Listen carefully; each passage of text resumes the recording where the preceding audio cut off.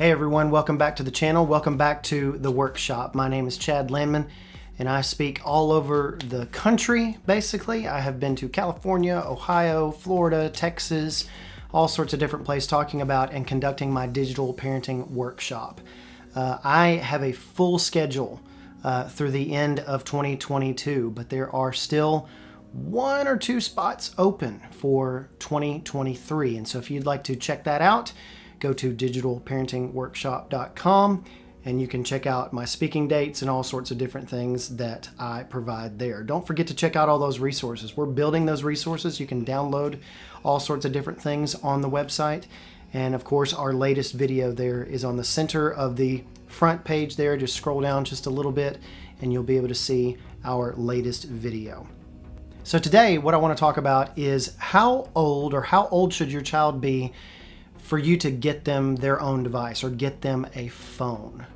That is the number one question that I'm asked all the time, is when is it okay for me to get my child a phone? For us as parents, it is the convenience of your child having that phone. You don't necessarily want to give them an iPhone or an Android phone when they're 10, 11, 12, 13, but as active as our kids are these days, as many sports as they play, as many places as they go and things like that, it's kind of hard to keep up with them. And so there are some alternatives to those phones, and we'll talk about that in another video.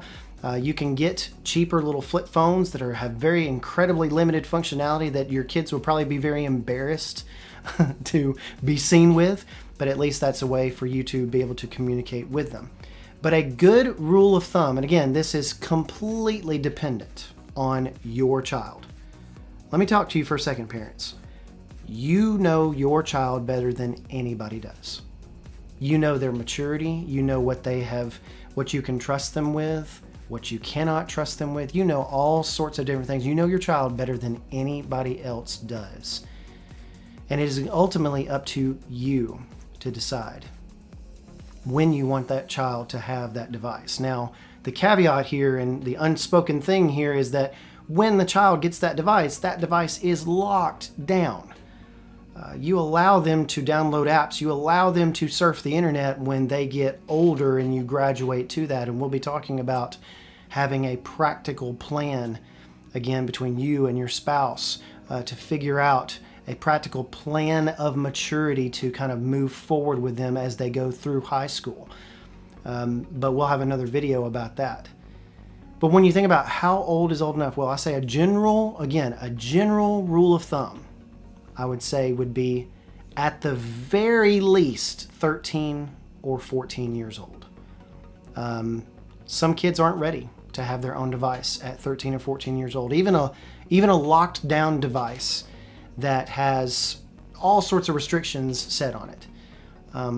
Kids are just not able to physically understand and mentally have the wherewithal to understand the gravity of having a device like this in their hands. And so again, that's something that you know as a parent, you know that they can handle. So I would say the very absolute earliest is 13 years old. Now, some of you are watching this and you're about ready to click off the video because you gave your child a phone when they were 10, 11, or 12. And again, that's fine because you know your child. And if you know your child and you trust them enough to do that and you have that sufficiently locked down, for instance, I have some people that are close to me that have given their child a phone and she is only 10 years old and they have it like, it's basically a paperweight though that can answer phone calls and maybe send a text message only to their parents. You can do that. You can lock down a phone that tightly to where they can't do a whole lot with it. And so again, you need to know that first of all. And again, when that device is given to the child, you make sure that it's completely locked down. You, again, like I said in the last video, having set those boundaries, put those fences up. Our children need those boundaries. They need those rules to make sure that they stay within the bounds and what they're supposed to be doing. We want to raise our kids to be spiritually self-reliant young people, but we also want to raise them to be digitally responsible people in the larger digital world. Before your child ever touches the phone, make sure that you have spent time with that device to make sure that it is secure, that all the parental controls are locked down, that you have tied any necessary apps we're going to talk about some apps like Bark and HourPact and Life 360, especially for older driving teenagers.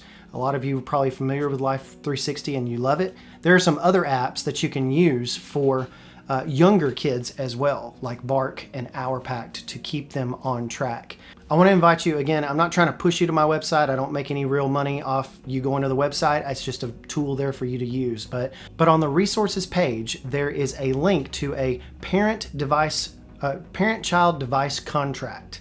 And it is a rough draft of something that a lady wrote. She was featured on ABC News a number of years ago when she wanted to give her 13-year-old boy an iPhone for the first time. And it's some of them are incredibly practical rules. Some of them will make you laugh. But it's a really good set of, I think it's 18 rules that you can download. And again, that's available at digitalparentingworkshop.com/resources.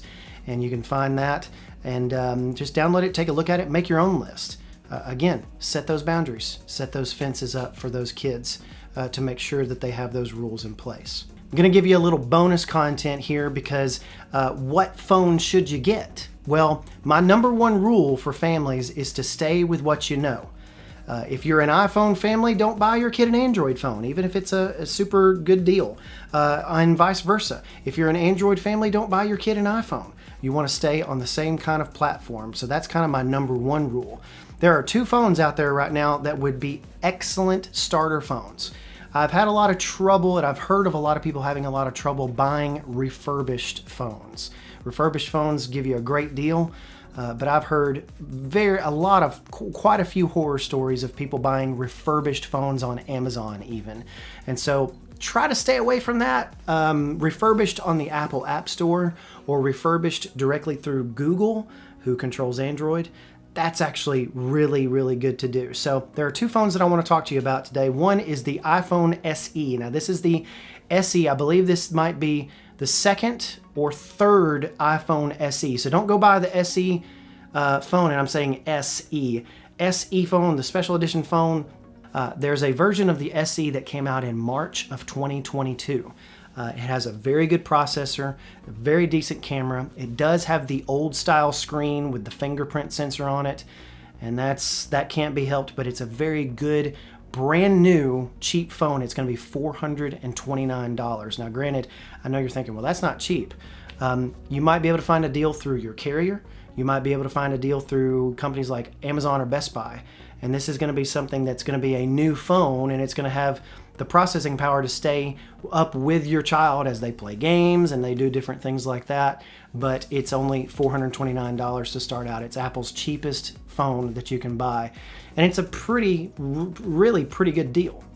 On the other side of the coin is Android, and Android just released a brand new budget version of their Pixel 6 phone.